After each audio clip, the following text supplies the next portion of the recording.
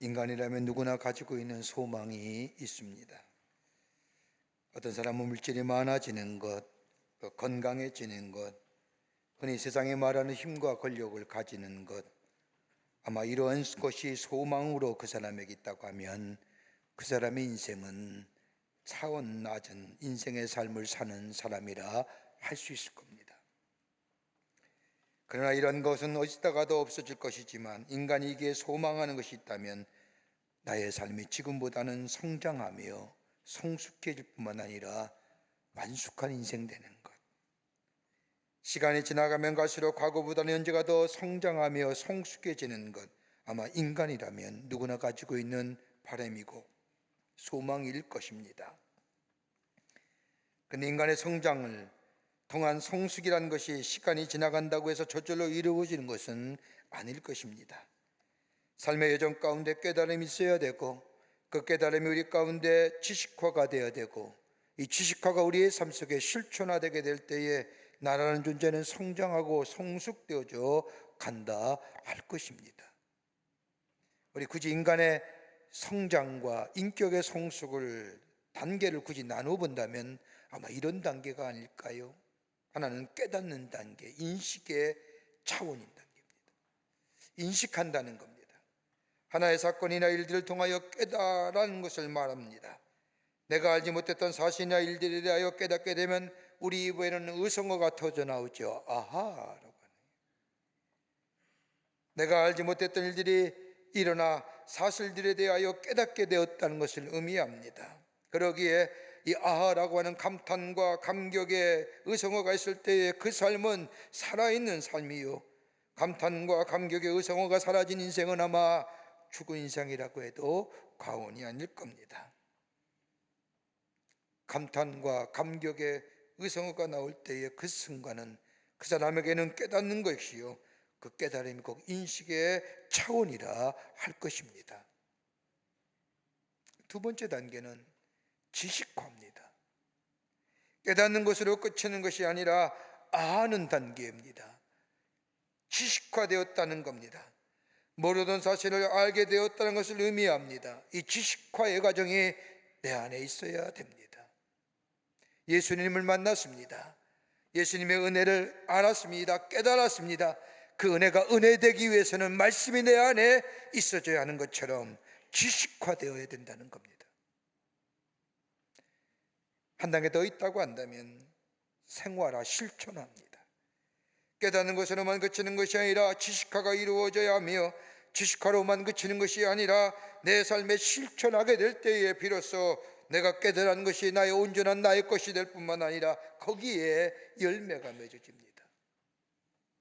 이것이 인간이 성장하고 성숙되어 갈 뿐만 아니라 이러한 삶에 반복적으로 우리 가운데 이루어질 때 될 때에 우리 인격의 성장과 더불어 성숙함에, 그리고 종국에는 완숙함에 이르게 됩니다.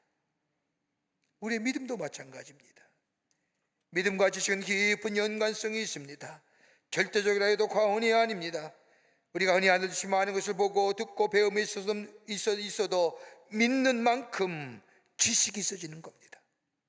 아무리 많은 정보를 안다 할지라도, 아무리 많은 것을 들었다 할지라도 내가 믿는 만큼 그것이 내 지식이 된다는 겁니다. 학교에서 선생님이 가르칠 때에 믿는 만큼 내 안에 지식이 이루어지는 것처럼, 그러기에 믿음과 지식은 깊은 연관성이 있습니다. 우리가 잘 알고 있는 우스운 이야기지만 우리의 믿음을 한 번쯤 생각해 볼 수 있는 이야기가 하나가 있습니다. 한 남자가 좁은 길을 걷다가 실수해 그 만날 절벽 낭떠러지에 굴러 떨어집니다.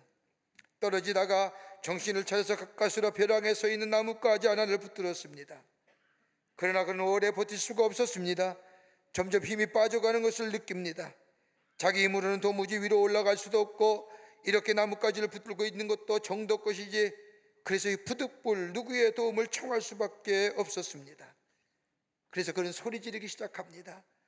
위에 아무도 없어, 누구 없어, 도와달라고 소리치는데 위에서 한 사람의 음성이 들려옵니다. 나 여기 있어. 당신은 누구시오? 나는 당신을 도와줄 수 있는 사람이요라고 대답을 합니다. 그러자 나뭇가지에 걸린 사람이 그러면 저 좀 도와주십시오라고 말하자 위에서 들려오는 소리, 당신은 나를 전적으로 믿습니까? 이 남자는 당장 급하고 절박한 형편이므로 믿습니다. 전적으로 믿으니 나를 도와주십시오라고 애원을 합니다. 그러자 위에 있는 사람이 절벽 위에 떨어져 있는 사람에게 얘기합니다. 그러면 좋습니다. 나뭇가지를 놓으세요. 손을 펴시고 나뭇가지를 놓으세요. 벼락 밑에는 물이 있으니 손을 놓으면 사합니다. 이 소리를 들은 절벽에 걸린 사람이 머뭇거리며 가만히 있자 다시금 위에서 소리가 들려옵니다. 놓으세요. 손을 놓아야 삽니다. 그러니까 이 사람이 뭐라고요? 손을 놓으라고요? 라고 소리를 치더니 잠시 정막이 흐른 뒤에 울려 퍼지는 소리 하나가 있습니다. 거기 위에 다른 사람 없습니까? 여러분, 믿는다는 게 무엇일까요? 우리가 믿음을 정의할 때 흔히 11일서 11장 1절의 말씀을 가지고 정의합니다. 믿음은 바라는 것들의 실상이요 보지 못하는 것들의 증거리라. 여러분, 이 말씀을 보면 믿음이란 게 뭡니까? 보지 못하는 거예요. 볼 수도 없는 거예요. 그렇지만 사실을 믿는 것이 믿음이라는 겁니다. 그러기에 아우구스티누스는 말하기를 믿음이란 보지 못하는 것을 믿는 것이요 그 결과로 믿는다는 것을 보게 되는 것이라고 말했습니다. 미래에 관한 것들 우리가 볼 수 없습니다. 미래의 것들 우리가 경험하지 하기 이전의 일입니다. 그러므로 비둑불 우리는 믿어야 한다는 거예요. 여러분, 이 관점에서 오늘 본문의 말씀을 이해하려고 하면 오늘 본문 35절서부터 41절만 보는 것이 아니라 요한복음 9장 전체를 봐야 합니다. 날 때부터 앞을 보지 못했던 사람이 예수님 만남을 인하여 눈을 떴다고 하는 사실을 중심으로 기록한 말씀이 오늘 9장 말씀입니다. 오늘 본문의 말씀을 보면 날 때부터 앞을 보지 못한 사람, 장애를 가진 사람에게는 두 가지의 사실이 있습니다. 하나는 뭐냐? 날 때부터 앞을 보지 못하는 장애를 가지고 태어났다는 사실입니다. 날 때부터 앞을 보지 못하는 장애를 가지고 태어났기에 눈을 떠서 본 일이 없습니다. 그러니까 세상이 밝은지 어두운지 알지 못한다는 겁니다. 자신은 본 일이 없기 때문에 다른 사람의 이야기를 통해서만이 세상이 있는 줄을 압니다. 자신의 경험 밖의 일입니다. 전혀 모르는 세상 속에 사는 사람이라는 사실입니다. 또 하나 있다고 한다면 앞을 보지 못하던 사람의 눈을 떴다는 사실입니다. 보는 것이 중요하다고 생각되어 다른 복음서에 나오는 바디메오처럼 예수님이 지나갈 때에 불쌍히 여기서서 나를 보게 하소서라고 얘기했던 것이 아니라 나에게 눈을 떠서 당신을 보게 하십시오라고 간청하며 소리치는 것도 아닙니다.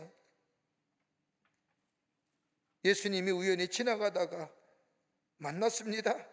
예수님에 의해서 발견된 겁니다. 이랬던 이 사실을 가졌던 사람에게 기적이 일어납니다. 예수님께서 보게 하신 것입니다. 이 놀라운 기적을 경험한 사람에게 예수님이 찾아오셔서 내가 인자를 믿느냐라고 묻자 주여 그가 누구시오니까 내가 믿고자 하나이다라고 대답을 합니다. 이런 말에 예수님께서 오늘 본문의 말씀을 보면 내가 그를 보았거니와 지금 너와 말하는 자가 인자니라라고 말하자 주여 내가 믿나이다라고 절하며 대답합니다.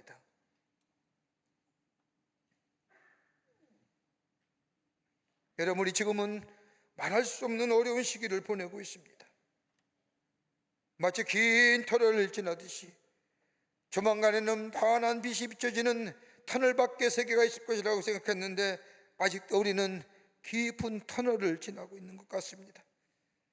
들려온 이야기들 하나같이 불확실한 이야기들 뿐이고 불확실한 이야기들로 하여금 우리의 마음은 더욱더 불안하고 염려할 뿐만 아니라 우리 마음속에 걱정이 가득 차고 그러게 우리들의 마음 구석에는 잿빛의 얼음 그림자가 드리워진 우리의 삶, 어떻게 이 사실 넘어서서 새로운 미래를 여는 하나님의 사람으로 살아갈 수 있을까요?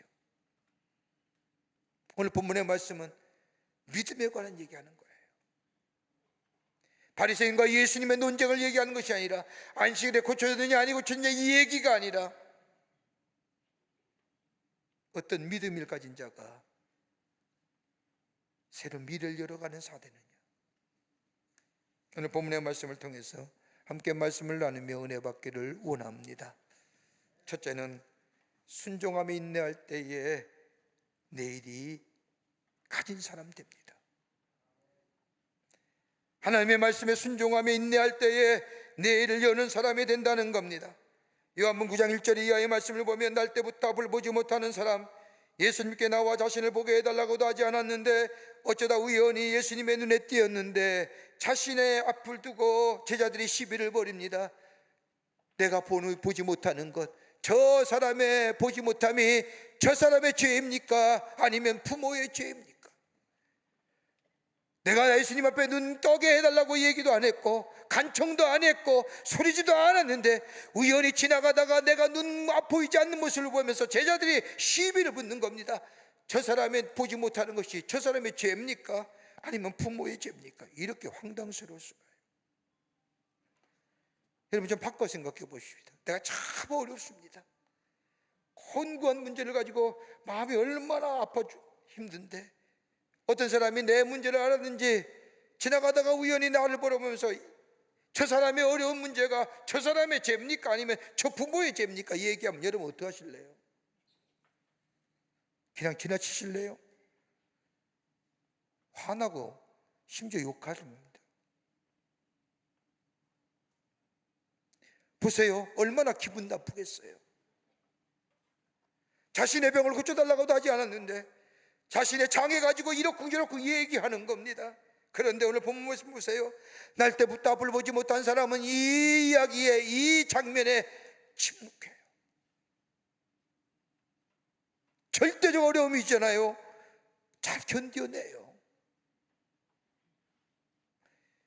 또 한 가지 사실, 예수님께서 이 사람의 병을 고쳐주는 장면을 보십시오.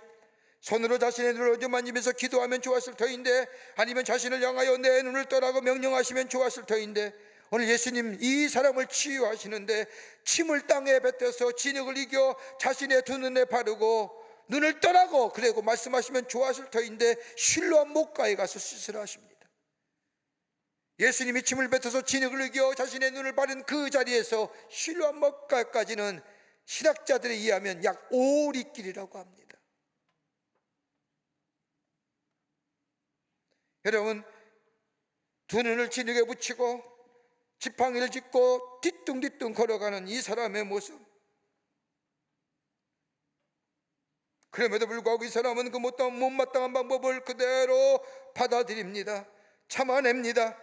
여러분, 뿐만 아니라 실로암까지 가면서 별의별 생각을 다 했지 않겠습니까? 많은 것들이 그의 머리를 스쳐갔을 겁니다. 이거 정말로 실로암에 가서 쓰시면 눈이 뜰 수 있을까? 불신, 의심이 있지요. 눈을 뜬다는 것이 도대체 무엇을 말하는 것일까? 가치 있을까요? 내 경험의 범주에, 내 이상의 범주에 이 일이 나에게 가치 있는 일일까? 본다는 게 도대체 어떤 의미일까? 본다고 정말 볼 수 있는 것일까? 사실에 대한 의구심. 이성과 자신의 미천한 경험에서 나온 이것들을 넘어서서 오늘 이 날 때부터 보지 못한 이 장애인 예수님의 말씀에 그대로 순종하여 참고 견디어 실로암 목가에 가서 씻는 순간, 순종하는 순간 눈을 띄어지는 기적을 경험하는 거예요. 이게 믿음이에요. 이게 믿음이에요. 우리가 믿으려 할 때 얼마나 믿고자 하는 것에 대하여 장애가 많습니까? 의심도 많습니다. 내 이성이, 내 미천한 경험이 믿어지지 않게 만들고 의구심을 갖게 만들고 주저하게 만듭니다. 그러나 인내하며 참고 그 말씀에 순종하며 나아가게 될 때에 그게 바로 믿음이요, 그 믿음의 기적의 역사가 일어나는 거예요. 그러기에 누가복음 9장 25절 말씀을 보십시오. 이 사람이 이렇게 고백하지 않습니까? 그가 죄인인지 내가 알지 못하나 한 가지 아는 것은 내가 소경으로 있다가 지금 보는 것이 그것이니이다. 예수님이 죄인이든 아니든 나는 관계없습니다. 그러나 분명한 사실은 내가 앞을 보지 못할 때도 있다가 그 사람의 도움으로 내가 눈을 떠 지금 보는 것, 이 팩트, 이 사실이 중요한 겁니다. 그 사실은 어떻게 이루어졌어요? 믿음으로.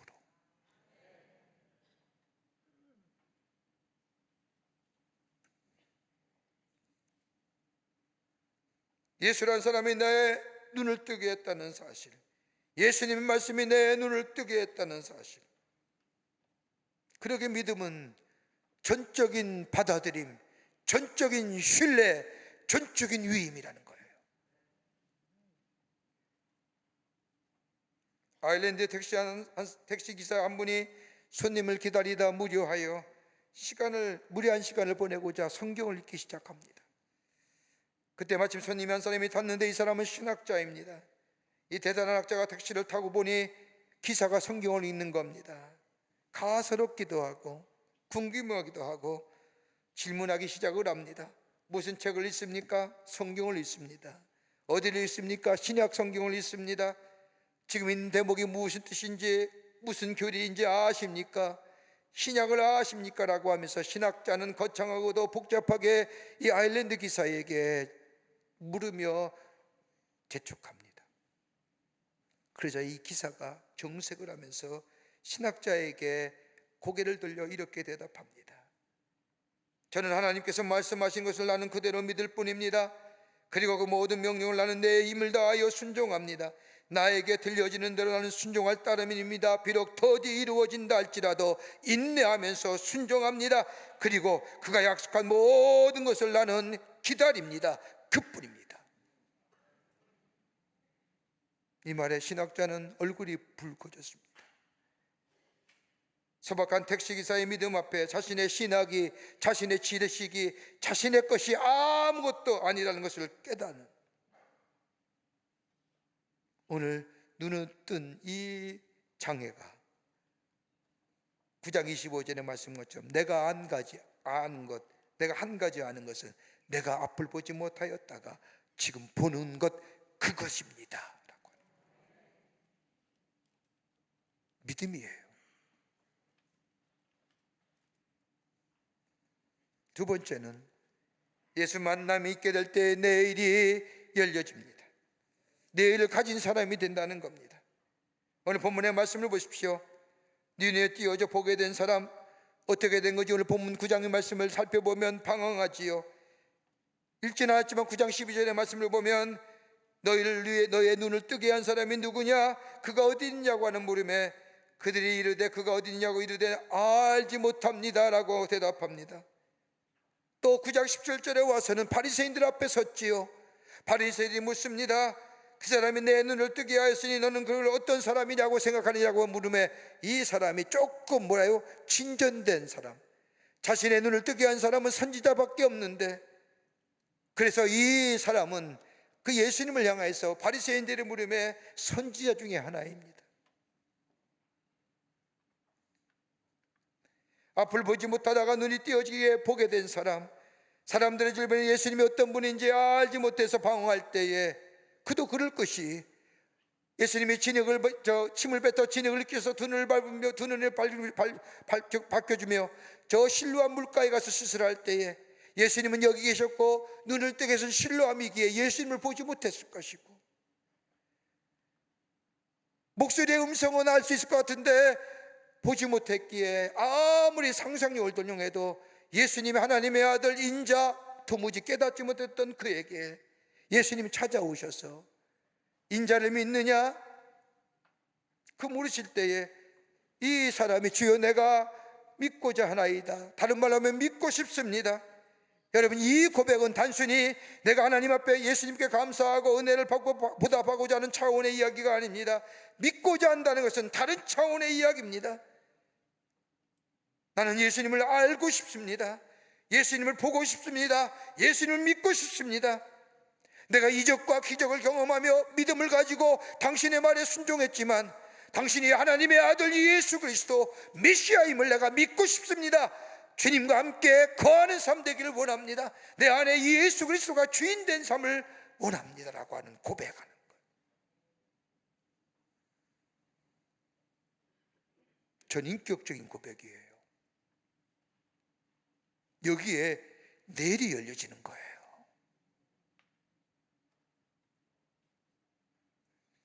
저는 지난주 한국 기독교 역사상 최초로 목사 안수를 받은 김창식 목사님, 김기범 목사님의 목사 안수 120주년이라고 하는 기념행사에 다녀왔습니다. 1885년 부활절 즈음에 저 어두웠던 이 조선반도, 누구도 관심을 갖지 못했던 이 조선반도에 파란 눈에 두 명의 선교사가 제물포항에 도착하여 하나님 나라의 복음을 전하기 시작합니다. 그러고 약 16년이 지난 후에 복음의 열매가 맺어져 있는데 조선인 가운데 최초로 두 분이 안수를 받습니다. 목사로. 그분이 누구냐? 감리교 목사인 김창식 목사와 김기범 목사님이십니다. 장로교회 최초의 목사님은 1907년에 안수받은 길선주 목사님이십니다. 김창식 목사님은 저 황해도에 태어나셨습니다. 황해도에서 태어난 이 김창식이란 분은 16살에 나이에 집에 나와서 전국 방방곡곡을 돌아다니며 여러 가지 많은 일을 하다가 29살 나이에 장가를 들어 가정을 이루게 됩니다.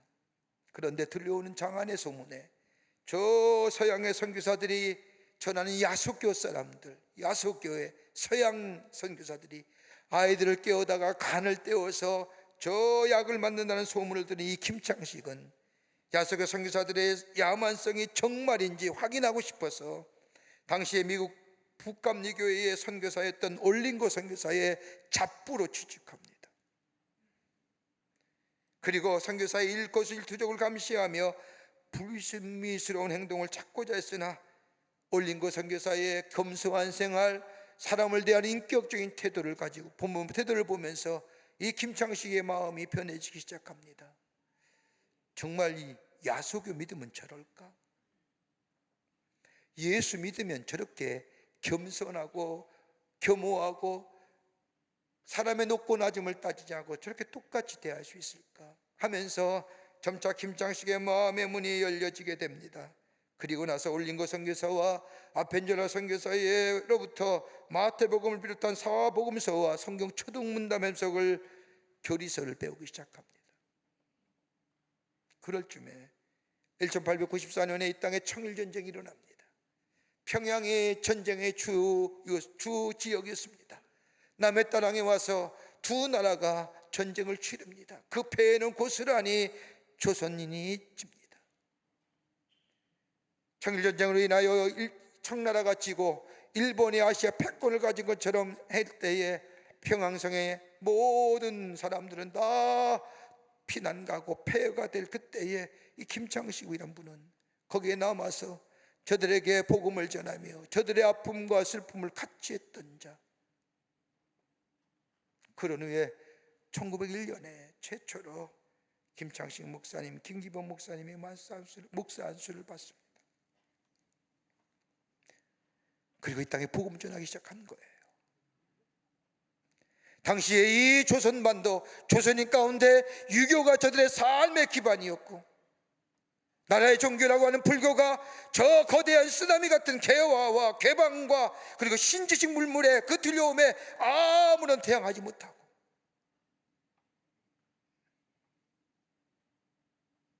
민족의 아픔 앞에,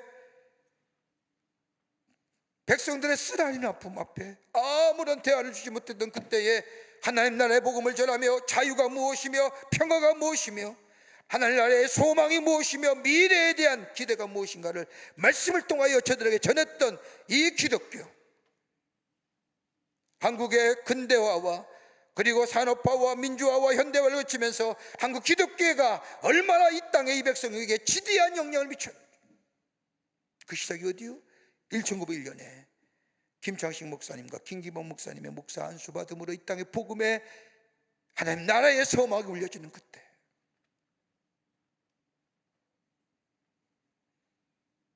(72세의) 나이로 1928년에 세상을 떠나실 때 김창식 떠나기 전 김창식 목사님이 남긴 글을 보면 이런 겁니다. 나는 우리 주 예수의 종이 된 은혜를 생각하면 하나님 앞에 감사할 일밖에 없습니다. 여러 곳으로 파송받아 다니던 가운데 이사한 수가 12회요. 교회 없는 곳에 교회를 설립한 수가 48곳이요. 여러 교회를 돌아다니며 설교한 수가 125회요. 다른 교회에 속한 교회를 초청을 받아서 설교한 숫자가 45회요. 내가 설교한 숫자를 다 더해보니 170회나 달합니다. 여러분, 170번의 설교가 여러분 적은 수, 이때는 적은 수 아니에요. 그러면서 나는 우리 조선 안에 감리교회가 있는 곳에는 안 가본 것이 없게 되었습니다. 한 주일도 빠지지 않고 세례를 베푸며 복음 전하게 된 것 하나님의 은혜입니다. 예수를 알고자 하는, 만나고자 원했다. 시작은 저 야소교회, 저 서양의 선교사들이 어떤 일을 하는가 감시의 눈초로 들어갔던 이 김창식, 저들의 삶에, 저들의 모습에 변화되어 도대체 예수가 누구인지, 예수가 어떤 사람인지 경험했던 그때 예수님이 만나주시고 그를 조선 땅의 최초의 목사를 세우셔서 하나님 나라의 복음의 확장성을 가져왔던 것. 만남이 있어야 됩니다. 만남이 있어야 됩니다. 그 만남에 역사가 일어나는 겁니다. 하나님 나라의 확장의 역사가, 내 삶이 변화되고 나로 인하여 이 땅에 복음의 역사가 놓아지는, 끝으로 높은 지식의 삶이 되어야 됩니다. 다른 말로 하면 예수 만난 것으로 끝나는 것이 아니라 예수와 동행하는 삶 되어야 된다는 겁니다. 이게 높은 지식의 삶입니다. 매일매일 주님과 함께 거하며 주님과 함께 동행하며, 그럴 때 그 삶 속에 열매가 맺어지며 높은 지식의 사람이 됩니다. 오늘 본문의 말씀을 보십시오. 예수님께서 눈을 떠서 보게 해주셨습니다. 눈을 떴을 때 자신의 눈을 뜨게 해준 사람이 누구인지 모릅니다. 그런데 예수님이 이 사람을 만나주시며 불확실한 믿음의 자리에서 확실한 믿음의 자리로 옮겨주십니다. 예수 만난 이 사람이 예수님 앞에 고백합니다. 주여 내가 믿나이다. 이미 기적을 경험했습니다. 그것이 문제가 아닙니다. 나와 함께 한 자가 누구 있냐, 내 눈을 뜨게 한 사람이 누구 있냐, 그를 만나보고 싶었던 겁니다. 믿고 싶었던 겁니다. 이 기적의 영적인 의미를 알고 싶었던 겁니다. 그러기에 이 고백에 주님이 만나주신 겁니다. 만나고 고백하지요. 이 고백이 어떤 고백이요? 주님이 내 삶의 주인 되십니다. 주님과 함께 걸어가는 삶 살겠습니다 라고 하는 고백. 왜요? 왜 이랬었을까요? 고쳐주신 것으로 끝나면 되는데, 나 몰라라면 되는데, 예수님 말씀한 것처럼 왼손이 뭐를 하는 일 오른손이 모르게, 오른손이 뭘 하는 일 왼손이 모르게 하라고 했는데, 수많은 환자와 병자를 고치신 예수님, 그 하나 고치신 거에 뭐 큰일이라고. 그런데 끝나서 만나고 얘기하고 가르쳐준 이유가 어디 있을까요? 높은 믿음의 지식이 있어야 환난과 시험과 핍박을 이길 수 있기 때문이에요. 자, 오늘 금하고 그 뒤에 말씀 보세요. 이 사람 출교당하잖아요. 처음에는 내가 누군지 모릅니다. 그 다음에 선지자에 갔습니다. 그 다음엔 뭐라고 얘기합니까? 바리새인들이 안식일에 사람을 고쳐줬다는 사실로 인하여 그분이 예수님을 알고 예수를 죽이려 할 때에 예수님을 향하여 내가 믿나이다 라고 고백한 사람입니다.